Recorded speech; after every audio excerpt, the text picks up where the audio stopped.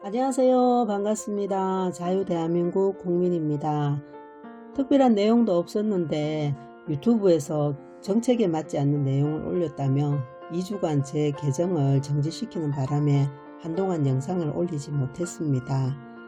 그동안 잘 계셨지에? 오늘은 얼마 전 출간된 그리움은 아무에게나 생기지 않습니다 라는 제목의 책 내용을 가지고 몇 가지 발췌해서 읽어 드리려고 합니다. 책 구성은 국민들로부터 받은 편지 밑에 대통령님께서 답을 해주시는 형식으로 되어 있습니다. 이 책 속에는 국민들의 진실된 마음과 대통령님의 진실된 마음이 꾸밈없이 잘 담겨져 있습니다. 저도 몇 번 보내서 솔직히 제 것도 있는가 하고 살짝 기대를 했었거든요. 그런데 보내주신 편지들을 읽어보면서 이렇게 선별하기가 참 쉽지 않으셨겠다 싶은 마음이 들고 또 전혀 실망되거나 서운한 마음이 들지 않았습니다.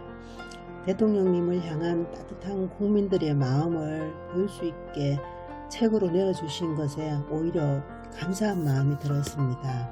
그리고 책을 읽은 내내 진한 감동으로 마음이 따뜻해졌습니다. 그럼 먼저 대통령님께서 쓰신 서문부터 읽고 내용 몇 가지를 발췌해서 읽어드리겠습니다. 서문. 박근혜 대통령. 서울구치소에서의 생활이 어느덧 4년 9개월로 접어들고 있습니다. 돌아보면 대통령으로서의 저의 시간은 언제나 긴장의 연속이었습니다. 오늘은 언제 어디에서 누구를 만나고 어떤 주제로 이야기를 해야 하는지 늘 시간을 쪼개서 일을 하면서 참으로 숨가쁘게 지냈습니다. 국민에게 조금이라도 나은 삶을 드리기 위해 시간이 어떻게 흘러가는지도 모르게 노력했습니다. 하지만 믿었던 주변 인물의 일탈로 인해 혼신의 힘을 다했던 모든 일들이 적폐로 낙인 찍히고 묵묵히 자신의 직분을 충실하게 이행했던 공직자들이 고초를 겪는 모습을 지켜보는 것은 참을 수 없는 고통이었습니다. 무엇보다도 정치를 처음 시작할 때부터 함께 했던 이들이 모든 짐을 제게 지우는 것을 보면서 삶의 무상함도 느꼈습니다. 그러나 누구를 탓하거나 비난하고 원망하는 마음도 버렸고 모든 멍에는 제가 짊어져야 한다고 생각합니다. 많은 실망을 드렸음에도 따뜻한 사랑이 담겨있는 편지를 보내주시는 국민 여러분이 있어 지금까지 견뎌낼 수 있었습니다. 오늘은 어떤 분이 어떤 이야기를 보내주실지 기다려지고 설레기도 하였습니다. 편지를 받으면 편지에서 전해지는 국민 여러분의 따뜻한 마음과 이야기들이 작고 외진 저의 이 공간을 가득 채우곤 하였습니다. 간혹 답장을 간절히 원하시는 분들도 계셨고 깊은 울림을 주신 편지글에는 답장도 드리고 싶었지만 이곳 사정상 그렇게 할 수 없음이 무척 안타까웠습니다. 어떻게 하면 저의 마음을 국민 여러분께 전해드릴 수 있을까 하는 고민을 하다가 여러분의 편지에 저의 답장을 묶어 책으로 내면 편지를 주신 분들께 간접적으로나마 답신을 드리는 게 되지 않나 라는 생각이 들어 변호인과 상의를 하였습니다. 수만 통의 편지들 가운데서 책에 실을 편지를 추리는 것이 어려워서 근 1년의 시간이 필요했습니다. 모든 분의 편지를 다 실을 수가 없어 안타깝습니다. 여러분의 깊은 이해를 구합니다.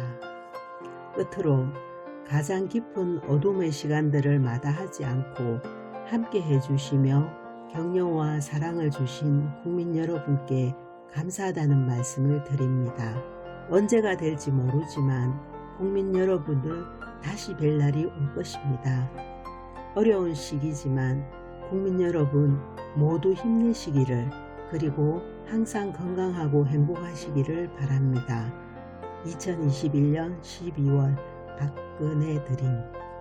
떠나신 빈자리가 너무 큽니다. 유난히 춥고 힘든 겨울이었습니다. 저의 아버지는 전투기 조종사로 나라를 위해 30년 이상 군에 계셨던 것이 가장 큰 보람이고 자랑인 분이십니다. 저와 남편은 외국에서 살다가 몇 년 전 다시 한국으로 돌아왔습니다. 그때는 모든 것이 자랑스럽고 행복했습니다. 한국은 공공요금과 물가가 캐나다에 비해 저렴하고 안정되어 있었고 훨씬 역동적이며 자영업을 하기에 세금의 부담이 크지 않은 좋은 나라라고 생각했습니다. 대통령께서 당선되셨을 때에는 마치 저희 가족의 일인 양 기쁘고 또 기뻐했습니다. 그때 고우시던 그 모습이 아직도 눈에 선합니다. 희망이라는 단어가 너무 추상적이라면 저희 가족에게는 미래에 대한 믿음과 계획이 있었습니다. 이제는 많은 것이 변하고 사라지고 없습니다. 불경기이니 저희같이 무능한 자영업자들은 버티기가 힘들어집니다. 남편은 자기 분야에서 가장 인정받는 대학교에서 교육을 받고 유학을 해서 오랜 시간 전문 지식을 쌓았지만 올겨울부터 날 일을 다니고 있습니다. 그나마 일이 꾸준히 있으면 감사하지만 그렇지 않은 날이 더 많다고 합니다. 남편 말로는 일용직 사무소를 찾아오는 사람 중 자기처럼 얼마 전까지 자영업자였던 중년층이 많다고 합니다. 저희 스스로가 무능해서 시장 경제에서 도태되었으니 누구도 원망하지는 않습니다. 다만 앞으로 더 어려워질 전망이라 사는 집을 팔고 다시 한국을 떠나자는 말을 남편이 자주 합니다. 저는 겨울을 버텼으니 봄도 버텨서 어떻게든 남편이 재기할 수 있기를 기도하고 있습니다. 그렇지만 현실이 녹록지 않음을 잘 알기에 큰 기대는 하지 않게 됩니다. 저희는 시골에 살아서 물가가 수도권에 비해 저렴한 편인데도 오징어, 버섯, 김밥까지 모든 것이 너무 올라서 장을 보게 되면 손이 움츠러듭니다. 그나마 이 정도 수준에서 멈추기만을 바랄 뿐입니다. 대통령께서 그곳에 계시는 동안 저희 같이 평범한 가족은 이렇게 지내고 있습니다. 비록 80이 넘은 제 아버지는 지난 1년의 세상을 미워하시고 저희 부부의 생각도 별반 다르지 않지만 마음에 키운 증오를 버리고 올봄에는 다시 노력해 보려고 합니다. 새벽에 일 나가는 남편을 위해 저는 매일 기도합니다. 몸 다치지 않고 세상이 그 사람을 인간적으로 대해주기를 기도합니다. 그리고 대통령께서 건강하시고 또 건강하시기를 기도합니다.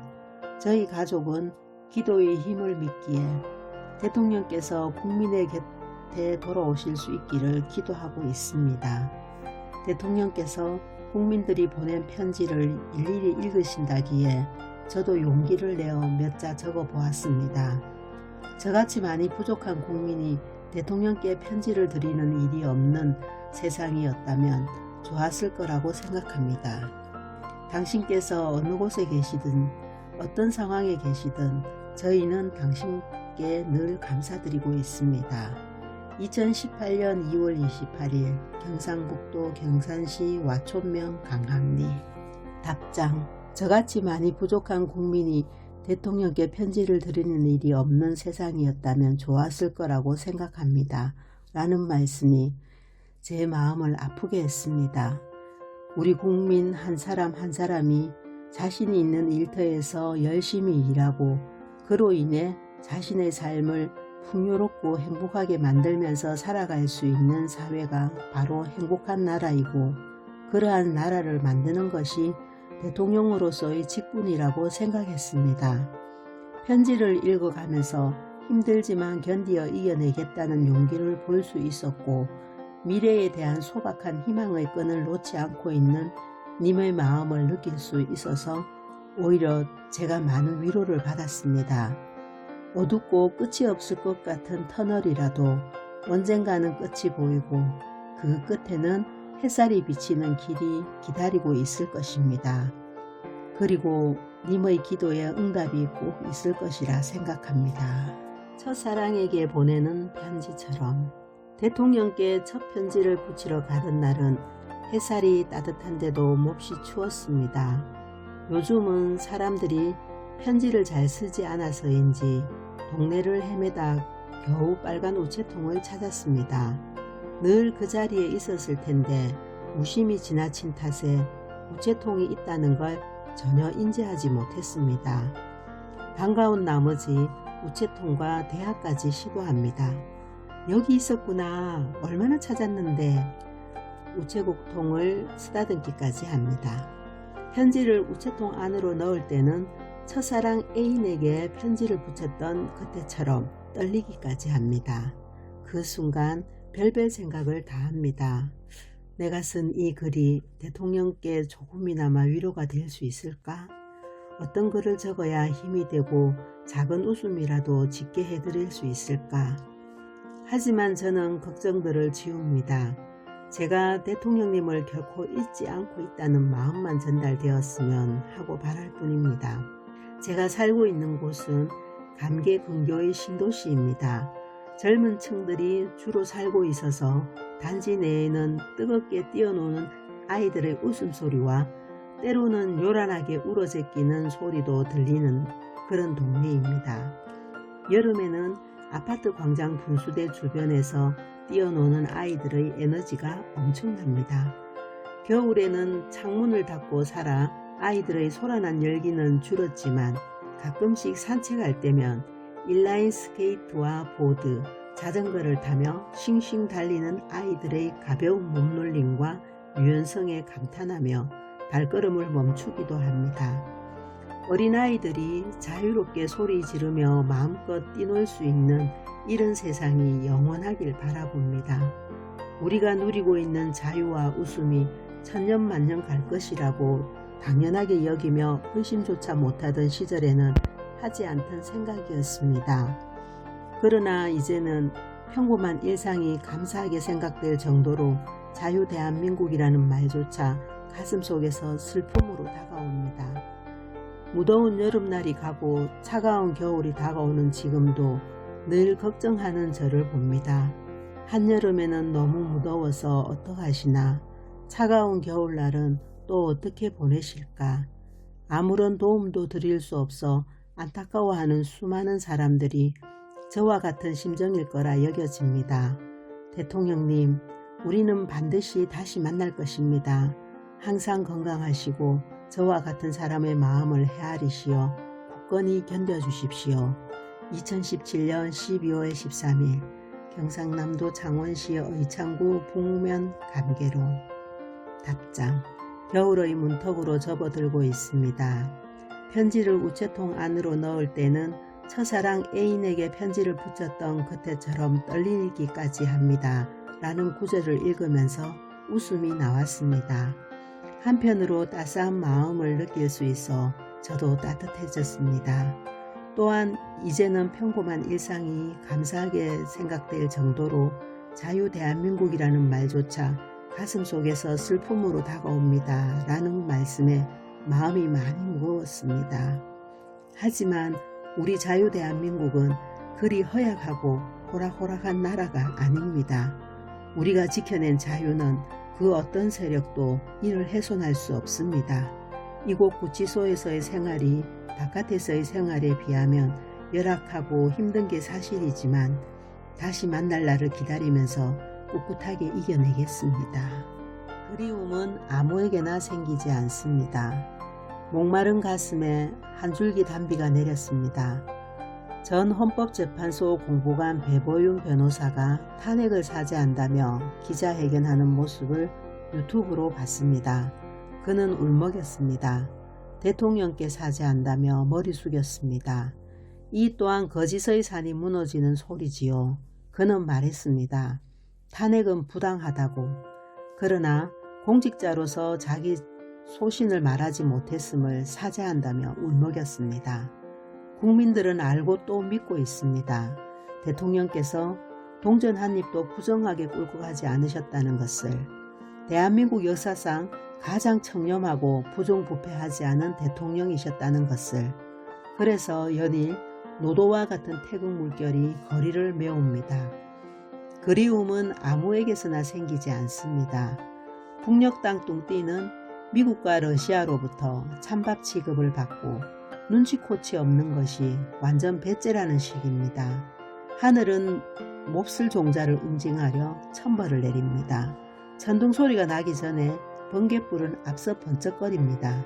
굴렁쇠 소리가 기전을 때리면 이미 때가 임박했다는 징조입니다. 대통령님은 죄 없으시다는 걸 저들도 잘 알고 있을 겁니다. 그러니 두려운 것입니다. 잘 견디셨습니다. 조금만 더 힘을 내십시오.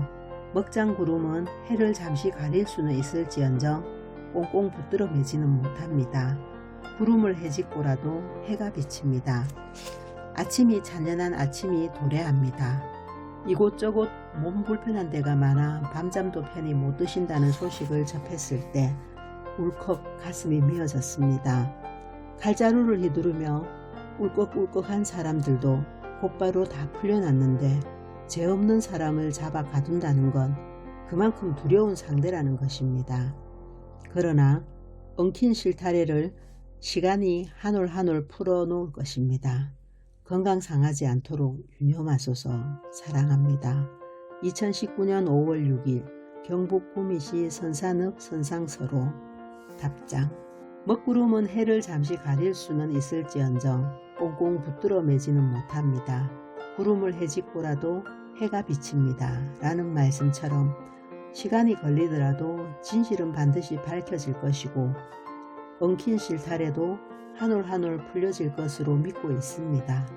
대통령으로서 재직 중에 추진했던 여러 정책들을 마무리를 짓지 못한 아쉬운 점도 있고 한편 조금 부족했던 점도 있지 않았나 라는 생각도 들지만 분명하게 말씀드릴 수 있는 것은 사심을 가지고 누구를 위해 이권을 챙겨주는 그런 추한 일을 한 적이 없습니다. 그리움은 아무에게나 생기지 않는다는 말씀이 오래 여운을 주었습니다. 덕분에 빚을 털고 자유인이 됐습니다. 그리운 대통령님, 오늘 광화문에서 만난 어느 분이 대통령께 엽서를 보낸다면서 자기는 죽을 때까지 대통령님의 은혜를 잊지 않겠다고 말했습니다. 대학생 때 정수장학금 400만원을 받아 공부했다고요. 그때 제 머리에 나는 왜 그 말씀을 안 드렸지? 빨리 말씀드려야지 하고 떠오른 생각이 있었습니다. 저는 40년 넘게 중소기업에서 직장 생활을 했습니다. 상고를 졸업하고 격리 일을 보면서 승진도 하였지요. 제가 다니는 공장은 식용유를 제조하며 군납도 했습니다. 군납 계약에 필요한 서류가 보증보험 증권이었는데 보증인이 필요했습니다. 직장생활하며 분양받아 부모님이 살고 계신 시골의 조그만 아파트를 담보로 보증했습니다. 국가에 납품하는 건데 설마 무슨 일이 있을까 하는 단순한 생각이었습니다. 그런데 IMF가 터지고 그 여파로 회사가 어려워져 1년 계약에 6개월만 납품하고는 그만 부도가 났습니다. 아파트는 압류되어 처분되었고 연체 이자율은 얼마나 높은지 순식간에 5억이 넘는 빚쟁이가 되었습니다. 그런데 대통령께서 집권하실 때 연대 보증인 IMF 당시 구제정책이 생겨서 저는 1,000만원 조금 넘는 금액을 상환하고 금융거래에서 비로소 자유로워질 수 있었습니다. 너무나 고맙고 감사한 은혜를 지금에야 보고 드립니다. 항상 사랑하고 존경하고 감사하고 죄송합니다. 건강하셔야 합니다. 2019년 6월 15일 경기도 안양시 만안구 석수동. 답장. 재임 중의 정책으로 제기를 하시는 데 도움이 되셨다고 하니 저도 기쁩니다. 저는 요란스럽거나 떠들썩한 정책보다는 실생활에 조금이라도 보탬이 되고 기업들이 자유로운 분위기에서 영업활동을 할 수 있도록 하는 정책에 초점을 맞추었습니다. 그러다 보니 처음에는 잘 느끼지 못하더라도 나중에 보면 그 결실을 볼 수 있는 그런 정책들이 우선순위로 집행되곤 했습니다. 비록 결실을 다 보지 못한 아쉬움이 많이 있지만 작은 결실이라도 있었다는 이야기를 들으면 보람을 느낍니다. 주인 없는 나라. 저희 최초이자 유일한 대통령 박근혜 대통령님을 사무치게 그리워하는 30대 여성입니다. 대한민국 역사상 가장 청렴하고 유능한 대통령께서 억울하게 수감되신 후 절망하는 마음으로 잠을 이루지 못한 것이 하루 이틀이 아닙니다. 때를 서서 국법을 무너뜨리고 연예인처럼 인기로 당선되더니 나라를 밑도 끝도 없이 망치는 재앙을 보는 것이 너무 괴롭습니다. 하지만 억울하게 옥중에 계시는 대통령님을 생각하면 저라도 정신을 바짝 차려서 하루빨리 복권시켜 드려야 한다고 마음을 다잡습니다. 사람들은 말합니다. 봄이 가고 봄임을 알았다고. 대통령님이 제게 그러하십니다. 박근혜 대통령께서 재임하셨던 당시 어렸던 저는 아무런 거짐도 없이 순진무구하게 밝은 미래를 꿈꿀 수 있었고 병을 치료할 수도 있었습니다. 두려울 것은 없었고 대한민국이 더 나아질 수 있다고 믿었습니다. 어리석었던 저는 그때 우리나라가 진정한 애국자 한 사람의 희생으로 일궈낸 나라인 것을 몰랐습니다. 그렇게 어리석은 저도 국법을 조롱하며 자기 멋대로 행동하는 이가 잘못된 것은 알고 있었습니다. 분명 알고 있었는데 저는 어째서 당신을 지켜드리지 못한 것일까요? 당신께서는 언제나 국민을 지켜주셨는데 말입니다. 패스트트랙이 날치기로 통과된 날, 북계가 이제부터 독재할 거라고 예고한 날, 저는 벌을 받았다고 생각했습니다. 진짜 대통령님을 지키지 못한 벌을 말입니다. TV를 틀어보면 폭풍전 고요처럼 너무도 조용하고 평온합니다. 심지어 불법을 저지른 이들이 저항하는 이들에게 자기 죄를 뒤집어 씌웁니다. 경제요? 망한 곳이 더 망하고 더 망할 수도 있다는 사실이 아무렇지 않은 것이 더 아찔합니다. 외교요? 미국이 겨우 목숨줄 붙여주고 있는데 반미 정서를 퍼뜨리고 토착 외구라는 북계 용어를 쓰면서까지 일본을 무시하며 국민들에게 반일하라고 부추기고 있습니다. 전 세계가 북한을 외면하는데 자유민주주의의 대한민국을 북한 김정은에게 바치려고 온갖 애를 씁니다. 대통령께서는 과학적 증거로 중국에게 미세먼지의 책임을 물으셨는데 이 무능한 정권은 중국에게 고개도 못 쳐들고 있습니다. 치안도 계속해서 나빠지고 있습니다. 여자가 죽어도 맞을만하니 맞았겠다며 무시하거나 시체를 불법 촬영하여 돈을 벌고 있습니다. 가정폭력으로 경찰서에 가도 오히려 2차 가해를 하고 되돌려 보내 죽게 하고 있습니다.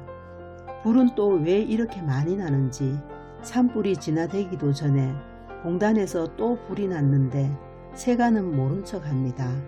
이런 절망적인 상황에서도 아직 절망할 것이 남았다는 것에 저는 분노를 느낍니다. 간첩들이 공기 중 미세먼지처럼 돌아다녀서 이제 공공장소에서 간첩신고 광고도 볼 수 없게 되었습니다. 저는 우리나라의 마지막 희망이 박근혜 대통령님의 복권뿐이라는 것을 알고 있습니다. 제가 할 수 있는 모든 행동으로 박근혜 대통령님을 복권시킬 것입니다. 아니면 죽을 테니까요. 이곳은 대한민국입니다. 베트남도 베네수엘라도 북한은 더더욱 아닙니다. 박근혜 대통령께서 지키려 노력한 자유민주주의 대한민국입니다. 이번엔 저희가 박근혜 대통령님을 지켜서 이어나갈 것입니다. 박근혜 대통령님 사랑합니다. 그립습니다. 제발 마지막까지 당신의 국민들을 버리지 말아 주십시오. 2019년 5월 1일 답장. 저는 단 한순간도 이 나라를 저버린다고 생각해 본 적이 없었습니다. 앞으로도 없을 것입니다. 저는 국민들이 대통령으로 선택해 주셨기에 제게 주어진 5년의 짧은 시간을 아껴 그동안 품어왔던 생각들을 최선을 다해 실천하겠다고 다짐했었습니다. 하고 싶었던 일이 많았지만 시간의 한계와 물리적인 한계로 인해 다 할 수가 없어서 그 중요도에 따라 우선순위를 정해 시간을 아껴 일을 해내려고 했습니다. 비록 임기를 채우지 못하고 제가 하고자 했던 것을 중도에 내려놓았지만 저는 대통령으로서의 마지막 날까지 그 무거운 직분을 마다하지 않았습니다. 제가 대통령으로 재임하는 동안 근심 없이 밝은 미래를 꿈꾸고 나라의 미래에 희망을 갖고 생활하셨다는 님의 편지에 많은 위로를 받았습니다. 감사합니다. 대통령께 포상휴가 받았던 군인입니다. 저는 26살 된 평범한 청년입니다. 살살한 날씨에 무탈하신지요. 지난 2015년 초가을 대통령께서 포상휴가를 주셔서 전우들과 기뻐했던 기억이 생생합니다. 회신이 너무 늦었지요. 죄송합니다. 어쩌면 익히지도 못하고 잊힐 그런 편지가 되지 않을까 하는 마음이었던 것 같습니다. 그래도 제 마음을 전한다는 그 자체가 중요하지 않겠습니까? 하하.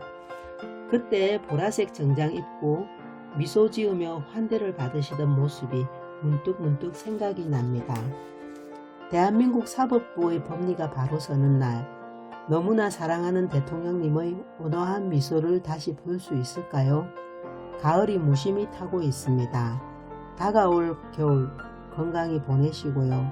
언제나처럼 꿋꿋이 또 의연하게 견뎌내시길 바랍니다. 2019년 12월 1일 경기도 시흥시 월곡동. 답장. 국민의 의무 중에서 가장 기본적이고 중요한 의무가 국방의 의무라고 생각합니다. 나라를 지키기 위해 국방의 의무를 충실히 이행하신 국군 장병들 덕분에 어떤 위기의 상황에서도 우리 국민은 안심하고 살 수 있었습니다. 북한의 목함 지뢰 도발 사건을 알고 계시지요? 당시 군 장병들이 북한의 도발에 무척 분개하면서 안보 비상 시기에 빈틈없는 근무들을 했습니다. 그런 장병들의 늠름하고 든든한 모습이 감동으로 다가왔습니다. 당시 참모들로부터 군대 생활 중 가장 기쁜 선물이 휴가라는 것을 전해 듣고 1일 휴가를 명합니다 라는 카드를 준비했던 기억이 새삼 떠오릅니다. 지금은 전역에서 예비군이 되셨겠네요. 군 생활을 통해 익혔던 인내와 절제심, 그리고 국가에 대한 애국심을 바탕으로 앞으로 대한민국을 위한 멋진 주역이 되어 주시기를 바랄게요. 대한민국 공무원의 죽음, 북한의 만행. 아름다운 금수강산의 아름다우신 여성 대통령이신 박근혜 대통령을 존경합니다. 사랑합니다. 그리고 죄송합니다. 건강은 어떠하신지 여쭤봅니다. 며칠이 지나면 추석입니다. 또 추석 명절을 차가운 곳에서 보내시게 해드려 마음이 많이 불편합니다. 계신 곳에서라도 따뜻한 음식 잘 드셨으면 좋겠습니다. 종북 주사파 놈들은 중국 폐렴 핑계로 명절 이동도 제한하고 가족마저도 해체하려는 짓거리를 하고 있습니다. 요즘 큰 사건이 하나 터졌습니다. 대통령께서도 알고 계시겠지요. 대한민국 국민으로 공무 수행 중이던 공무원이 서해에서 표류하다 조류 때문에 북으로 넘어갔는데 북괴놈들이 총으로 쏘아 죽이고 시신을 불태워 바다로 버린 엽기적인 사건이 일어났죠. 군은 알고도 6시간 동안 침묵하고 종북 주사파 놈은 보고받고도 아무런 조치도 취하지 않고 방관하다 진실이 드러나니까 월북으로 몰아갔습니다. 그러다 사건이 커지니까 우왕좌왕하고 헛소리를 짓거리고 있습니다. 주사파 놈들의 거짓말도 한계에 온 것 같습니다. 희망 버리지 마시고 힘내주세요. 힘내주시리라 믿겠습니다. 말도 안 되는 험한 일을 겪고 계시지만 진실의 해는 뜰 것입니다. 힘차게 뜰 수 있는 해를 향해 미약한 힘이지만 보태겠습니다. 힘든 곳에 계시지만 따뜻한 송편이라도 드셨으면 하는 바람입니다. 보고 싶은 대통령님 늘 평안하시고 힘내세요. 2020년 9월 27일 경기 용인시 기흥구 마북동. 답장. 저도 이곳에서 우리 공무원 한 분이 북한 해역에서 사살된 후 시신이 불태워진 채 버려졌다는 소식을 전해 들었습니다. 아직 경위가 정확하게 밝혀지지는 않았지만 정부 당국은 피살된 공무원이 월북하려는 정황이 있는 것 같다고 판단을 했고, 유족들은 피살된 공무원이 월북할 아무런 이유가 없다고 정부 발표에 강하게 항의한다고 들었습니다. 하지만 어떤 이유에서도 이번 북한의 만행은 용서받지 못할 반인륜적인 범죄라고 생각을 합니다. 훗날 이번 만행에 개입한 북한 인사들은 반드시 이에 대한 합당한 대가를 치를 것입니다. 속이기도 쉽고 속기도 잘하는 나라. 그동안 나라 걱정하지 않고 관심도 없이 살아왔는데 탄핵 사건으로 정신이 번쩍 들었습니다. 2016년은 개인적으로 힘든 시기였어요. 시아버님께서 돌아가셨고 15년을 동고동락했던 반려견 흰둥이도 무지개 다리 너머로 떠났지요. 그래도 하나뿐인 딸아이가 저에게 찾아온 반가운 시기이기도 했어요. 임신 4개월이 되던 어느 날이었어요. 배가 고파 김밥집에 들러 먹고 있는데 식당에서 켜놓은 TV로 헌재 판결이 생방으로 나오더군요. 파면한다 라는 말이 끝나자마자 젓가락으로 들고 있던 김밥을 떨어뜨리고 말았습니다. 어찌 저런 일이.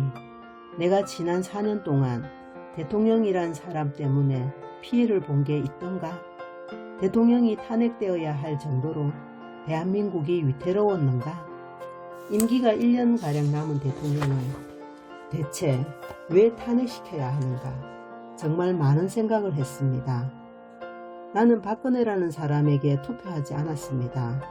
박근혜라는 사람은 아버지 박정희 대통령의 후광으로 정치하는 사람 정도로 여겨왔을 뿐이었습니다. 그런데 나는 왜 대통령께서 탄핵을 당한 날 그렇게 눈물을 흘렸을까요?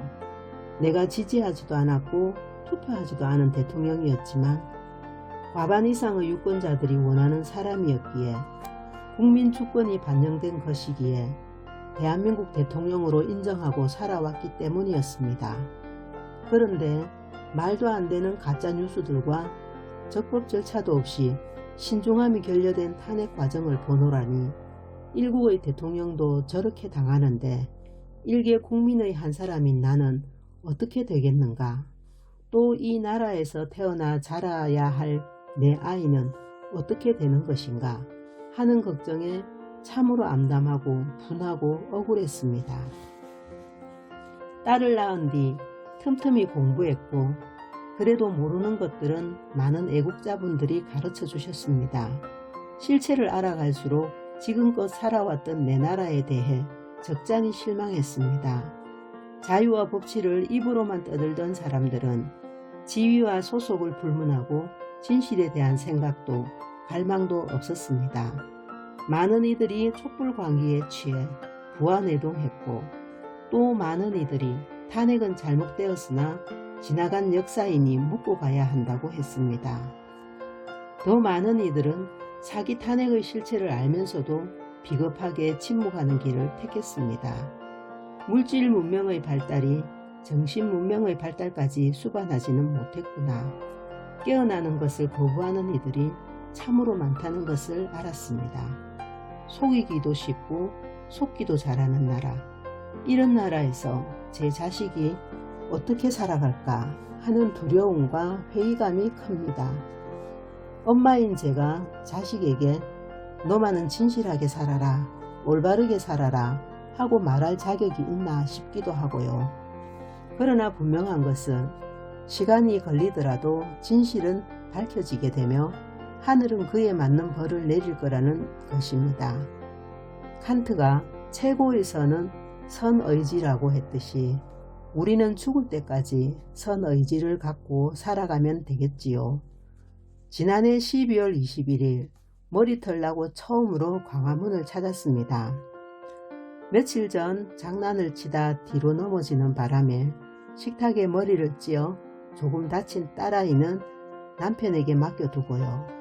엎친 데 덮친 격으로 편도선이 부어 고열에 시달리느라 새벽까지 잠을 이룰 수 없었지만 크리스마스 전에 대통령께서 꼭 나오시기를 바라는 마음이 너무 간절했습니다.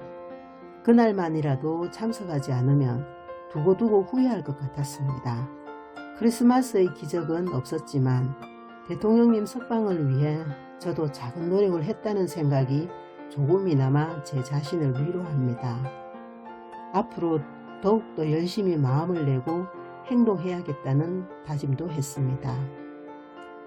그동안 나라를 위해 국민을 위해 노력해 주신 것에 대해 감사하지 못했던 저와 국민들을 용서해 주세요.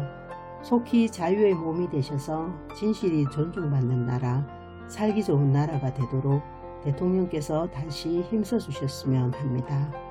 대통령님, 용기 잃지 마시고 건강하세요. 너무너무 존경합니다. 2020년 1월 22일 경기도 안산시 상록구 사동. 답장. 속이기도 하고 속기도 잘하는 나라. 이 글을 읽으면서 많은 생각을 하였습니다. 어찌 보면 너무 순박한 사람들은 다른 사람들이 거짓말을 한다는 것을 상상조차 하지 못할 것입니다. 남들도 자신처럼 늘 진실을 말하고 다른 사람을 해코지하지 않는다고 생각하기 때문이겠지요. 살아가면서 믿었던 사람에게 배신당하는 것보다 더 아프고 참담한 것이 있을까 생각해 봤습니다. 속은 사람이 바보라는 말처럼 자신의 믿음을 자책해보고 원망을 해도 이미 때는 늦은 것이겠지요. 작년 크리스마스 때 저의 석방을 간절히 기원하셨다는 말씀에 위로를 받으면서 좋은 날에 뵙기를 기대하겠습니다. 한국인들만 모르는 박근혜 대통령의 진가. 계절의 여왕 5월도 중순에 접어들었습니다. 며칠 전 뉴스에 대통령께서 병원에 진료받으러 가신다는 짤막한 보도가 있었는데 걱정이 되어 편지를 드립니다. 말로 형용하기조차 힘든 통증과 사움이 대통령님을 얼마나 고통스럽게 할지 염려가 큽니다. 그러나 타고나신 불굴의 의지와 초인적인 인내심으로 어려운 고난을 등대 삼아 견뎌내고 계신 것을 저는 압니다. 이 세상 살면서 단 한 명의 친구를 얻는다는 것도 행운이라는데 어리석게 부안해동하는 국민조차 예민하시는 대통령을 얻었다는 것은 얼마나 큰 축복인지요. 2016년 가을 영국의 데이비드 캐머런 전 총리가 대통령님에 대해 언급한 것을 기억합니다. 그는 한국의 국민과 정치 현실은 박근혜 대통령을 너무 과소평가한다. 그는 서구의 정치 환경에 맞는 정치인이다. 한국인들이 그것을 깨닫지 못하고 있다고 일갈했습니다. 요즘 저는 유튜브 방송을 많이 보게 됩니다. 지상파 방송은 언론 노조에 장악되어 진실 보도를 하지 않으니 개인 방송 유튜브 시청률이 폭발적으로 증가하고 있습니다. 어제는 시카고 공항 부근 많은 사람들이 다니는 길에 대통령님의 석방을 요구하는 광고판이 2달째 게시되어 있다는 소식을 전했습니다. 미국 내 보수우파 교민단체가 모금운동을 했다고 합니다. 같은 주장을 담은 빌보드가 LA에도 있고 뉴욕에도 있답니다. 앞으로 미국 주요 도시에 더 설치할 예정이라고 합니다. 저희가 대통령께서 처하신 상황을 어찌 짐작이나 하겠습니까? 말로 다 못할 배신감과 억울한 감정을 사귀고 계시겠지만 그 어려운 80년대도 견디셨지 않습니까? 그렇게 고통을 감내하시고 마침내 대통령님이 되셨습니다. 그런데 대통령님이 재직하신 동안 애국심은 없고 자기 정치만 하는 정치 몰입애들, 국회의원들, 부패 기득권층, 외국노만 곳곳에 가득했으니 얼마나 힘이 드셨을까 싶습니다. 몇 년 전 기농을 해보니 농사 짓는 사람들도 옛날의 농사꾼이 아니었습니다. 열악한 환경도 아닌데 모두가 정부 지원금을 욕심내더군요. 나라 곳곳에 만연한 부조리가 심각하다는 것을 절감했습니다. 얼마 전에는 조그만 시골 동네에 주민복지센터를 세운다면서 토지 매입 단가가 상당했습니다. 그 위에 건물을 세우면 막대한 혈세가 또 투입되겠지요. 주민들은 거의 노령에다 인구는 감소하고 있는데 왜 그런 큰 건물이 필요한지 이해가 되지 않습니다. 홍수가 범람할 수도 없는 하천에 폭포수가 흐를 만큼 웅대한 하천 사업을 하질 않나. 비가 오면 흐르게 할 수 있는 작은 수로로도 가능한데 말입니다. 전시행정인지 선거용인지 이유를 알 수가 없습니다. 매시간 통증에 시달리시는데 제가 너무 상관없는 말씀만 드렸죠. 모쪼록 나오실 때까지 건강하시길 기도드립니다. 사랑하고 존경합니다. 그리고 너무너무 그립습니다. 2019년 5월 14일 경상북도 청도군 화양읍 서상리. 답장. 영국 국빈 방문 때 캐머런 총리와 많은 대화를 나누었던 기억이 있습니다. 여왕 주최 만찬에서는 바로 옆자리에서 이야기를 나누었습니다. 특히 캐머런 총리께서는 제가 영국을 방문한 후 우리나라 대사에게도 각별하셨다고 전해 들었고 국제사회에서 항상 한국 입장을 지지해 주신 분이었습니다.